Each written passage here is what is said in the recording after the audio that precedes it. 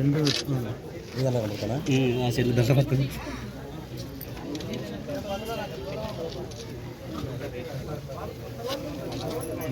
కాదు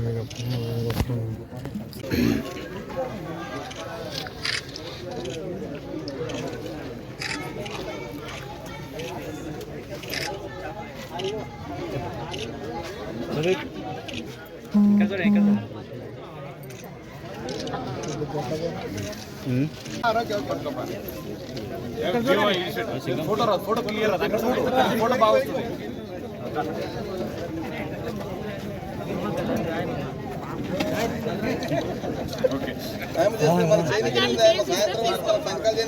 బాబు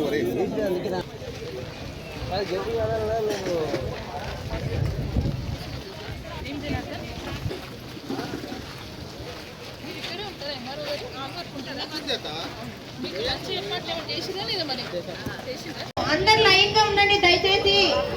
మీద పడితే మీకే ఇబ్బంది.